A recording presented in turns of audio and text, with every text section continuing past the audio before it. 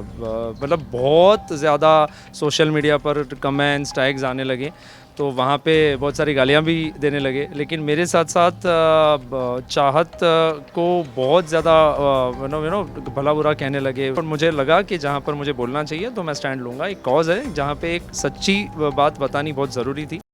Subscribe करें India forums Hindi को और घंटी के निशान को दबाएं ताज़ा खबरों के लिए। So it's an very interesting role, क्योंकि इसके अंदर 3-4 शेड्स हैं।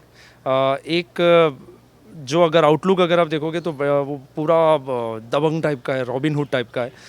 ऐसा लगेगा कि ये गुंडा है और सबको परेशान करने वाला है, बट अल्टीमेटली ये प्रूव होगा कि ये अच्छों के साथ अच्छा है, बुरों के साथ और ज़्यादा बुरा है, और अत्याचार करने वालों पर अत्याचार करके वो गरीबों का भला करता है। तो एक वो है शेड। फिर जो तुलसी है हमारी, वो उसके साथ एक बड़ा उसका क्यूट रैपो है, वो उसको सुपर हीरो टाइप का समझती है, तो उसके साथ वो एकदम बच्चा बन जाता है। एंड देन जानकी जो है उसके साथ वो कॉलेज में पढ़ता था, तो वहाँ पे एक लव एंगल धीरे धीरे डेवलप हो रहा है। तो रोमांस, मस्ती एंड दबंगाई, ये तीनों का कॉम्बिनेशन, एंड ये मैं फर्स्ट टाइम कर रहा हूँ, so I am very excited. Personally तो दबंगाई वाला अगर छोड़ दे तो बाकी दो के साथ तो रिलेट कर सकता हूँ, बट ये दबंगाई वाला मैंने कभी किया नहीं था, तो इट्स अ वेरी चैलेंजिंग के वो उसकी वॉक, उसका आउटलुक, ये देखो मतलब tattoo and chain and all, तो दिस इज़ समथिंग जो मैं फर्स्ट टाइम कर रहा हूँ, एंड दैट इज़ वाई ये कॉम्बिनेशन बड़ा प्यारा है।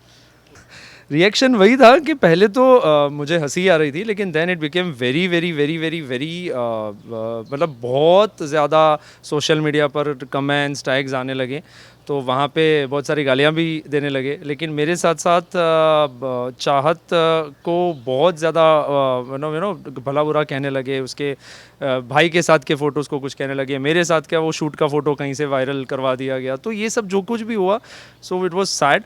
बट येस, मैं जैसे पर्सनली ज़्यादा कुछ एक्टिव हूँ नहीं सोशल मीडिया पर मुझे लगा कि जहाँ पर मुझे बोलना चाहिए तो मैं स्टैंड लूँगा। एक कॉज़ है जहाँ पे एक सच्ची बात बतानी बहुत ज़रूरी थी, इसलिए मैंने बेझिझक आके सबके सामने विद एविडेंस कह दिया कि भाई ये हमारे शूट के फ़ोटोज़ है और उसको क्रॉप करके भेजा गया है।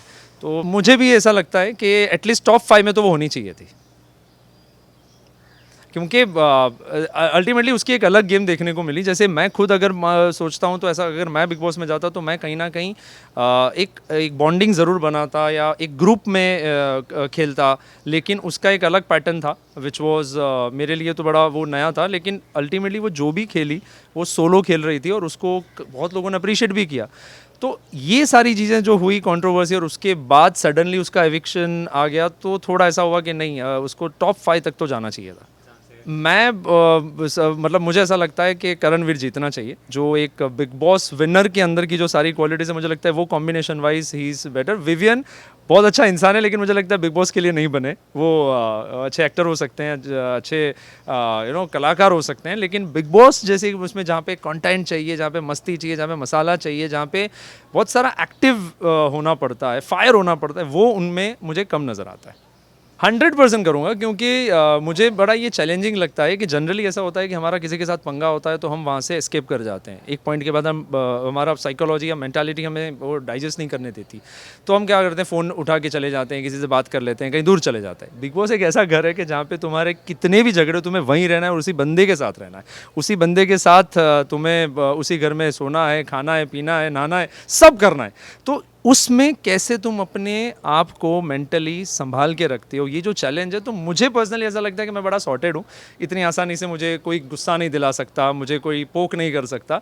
तो मुझे वो अपने आप के चैलेंज के लिए ऐसा लगता है कि आई एम डेफिनेटली गोइंग, अगर मैं जा रहा हूँ तो मैं वहाँ पे कुछ नया फ्लेवर डेफिनेटली दे सकता हूँ, क्योंकि मुझे हंसी आती है, जनरली गुस्सा इतनी जल्दी आता नहीं है। अगर कोई मुझे गाली दे रहा है तो मैं बड़ा उसको अच्छे से टैकल कर लेता हूँ। That is the reason even I want to challenge myself कि वो मौका मिलेगा तो मैं डेफिनेटली करूँगा। माइंड ब्लोइंग वो सर ही कर सकते हैं, जो उनका करिश्मा अलग है। एंड बिग बॉस, मुझे ऐसा लगता है कि वैसे बिग बॉस बहुत बड़े होते हैं, लेकिन जैसे ही सलमान सर आ जाते हैं तो बिग बॉस भी छोटे हो जाते हैं, मुझे ऐसा फील होता है। लेकिन उनका जो एक एक्सपीरियंस, अगर मतलब हम सब ने as an actor controversies face की होती है या फिर स्ट्रगल फेस की होती है, वो सलमान सर की जो पूरी लाइफ की जर्नी है उसमें वो सब बहुत बार हो चुका है। तो जो हमने देखा भी है कि एक उनका डाउनफॉल, फिर देन उनके लाइफ में बहुत सारे अप्स एंड डाउन्स आए, उन्होंने तो वो सारा मतलब बोलते हैं ना, हम लोग एक छोटे से सब्जेक्ट पर हैं, वो तो पूरी की पूरी यूनिवर्सिटी है सलमान सर। तो उसमें से बहुत अमेजिंग सीखना भी मिलता है एंड ही हैज़ दैट दबंग वाला करिश्मा। मुझे पर्सनली मतलब मैं इमेजिन ही नहीं कर पा रहा हूँ ऑनेस्टली कि ये इस टाइप का, आई डोंट थिंक सो कोई, मतलब स्टार्टिंग में बच्चन सर ने कोशिश की, लेकिन बच्चन सर मुझे ऐसा लगता है कि वो इतने इंटेलेक्चुअल और इतने सोफिस्टिकेटेड और पॉइस हैं, उनका एटीट्यूड ऑल्सो, तो वो केबीसी के लिए परफेक्टली बने हुए हैं।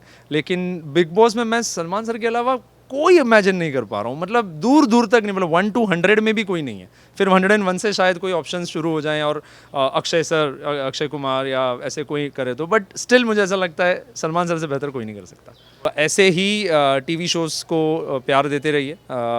आज तक बहुत सारे टीवी शोज़ में आपने सपोर्ट किया है, इस तरह से हमारे इस शो को भी सपोर्ट कीजिए।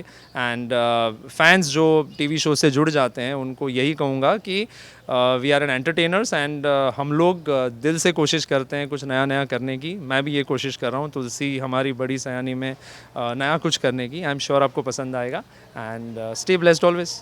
Thank you.